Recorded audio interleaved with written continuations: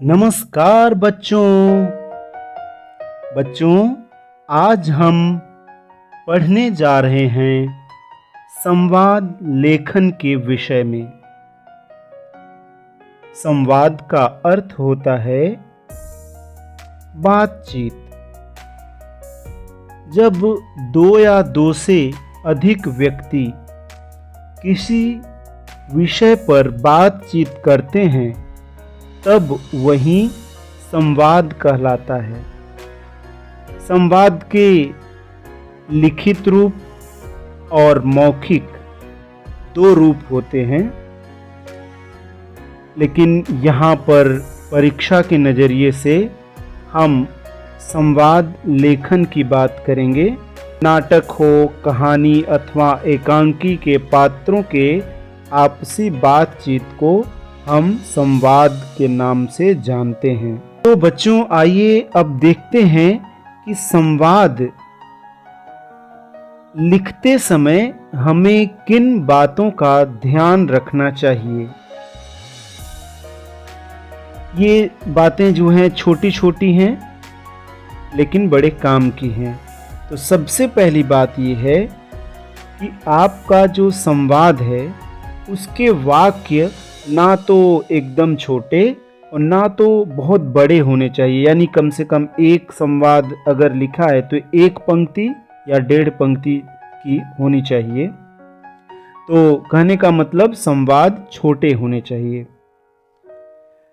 संवाद की भाषा सरल होनी चाहिए, यानी भाषा ऐसी हो कि कोई भी आसानी से सुनकर या पढ़कर समझ जाए।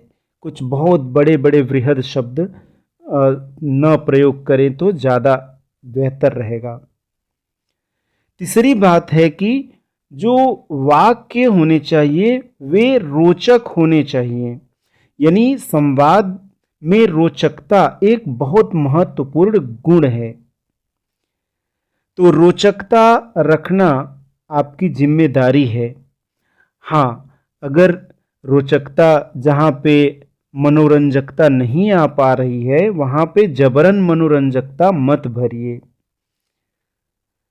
संवाद एक दूसरे से जुड़े होने चाहिए, यानी अगर जिस तरीके का प्रश्न है, एक पात्र के द्वारा जिस प्रकार से कोई वाक्य बोला गया उससे संबंधित ही दूसरा वाक्य होना चाहिए। संवाद घटना, परिस्थिति और समय के अनुकूल होना चाहिए, यानी संवाद पात्रों की आयु, पद, शैक्षिक योग्यता आदि के अनुकूल होने चाहिए। इसमें अब जैसे मान लो कोई ऐतिहासिक पात्र महाभारत के ले रहे हैं आप, तो महाभारत जैसा आप शब्द प्रयोग करें। मान लो कोई पात्र आपने ऐसा लिया जो कि मुस्लिम से परिवार से जुड़ा हुआ है, तो उसके शब्दों में कुछ हम एकाक उर्दू के शब्द डाल सकते हैं। एक और जो मुख्य बात है वो यह है कि जब भी हम संवाद लेखन करें तो उसकी संख्या लगभग एक पात्र का कम से कम, अगर मान लो 2 पात्र हैं तो कम से कम दोनों पात्रों का 5 से 6 संवाद आना चाहिए। यानी 5 या 6 अगर हम जोड़ेंगे तो 12 हो जाएगा, 5 जोड़ेंगे तो 10 संवाद हो जाएंगे। तो इन बातों का ख्याल रखिए और एक बेहतरीन संवाद लिखिए। हाँ, अगर अंक की बात करें तो इसमें लेखन में शुद्धता बिल्कुल आवश्यक है, क्योंकि शुद्धता नहीं रहेगी तो उसके अंक कट जाते हैं। तो आइए यहाँ पर हम एक संवाद लेखन का उदाहरण देखते हैं जिसमें पहलवान और मुल्ला नसीरुद्दीन की बातचीत हो रही है। पहलवान: तुम भले ही अक्ल में बड़े हो लेकिन ताकत तो मुझ में ही अधिक है। मुल्ला: अच्छा जी, अमा यार, और यह तो बताओ तुम्हारे अंदर कितनी ताकत है। पहलवान: मैं 5 क्विंटल की चट्टान को एक हाथ से उठाकर आकाश में उछाल सकता हूँ। मुल्ला: अच्छा जी, तो आओ मेरे साथ देखते हैं कौन है अधिक ताकतवर। ठीक है, कहो क्या करना है।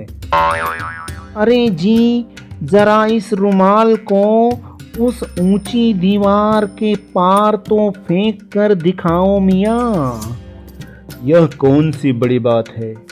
पहले फेंको तो सही, तब पता चल जाए कि कितना है दम। आप चाहें तो सबसे पहले ऐसे निर्देश भी लिख सकते हैं जरूरत के मुताबिक। सोहेल के पिताजी बहुत सिगरेट पीते हैं। सोहेल की माँ भी उनको काफ़ी समझा चुकी हैं, पर फिर भी वे नहीं मानते हैं। इस विषय पर सोहेल अपने पिताजी से बात करता है। पापा, क्या मैं आपसे 2 मिनट बात कर सकता हूँ? हाँ, बोलो क्या बात है? पापा, आप सिगरेट के धुएं का छल्ला कैसे बना लेते हैं? एक दिन मैंने कोशिश की थी पर मुझसे नहीं बना। तुझे गलत काम करने की हिम्मत कैसे हुई?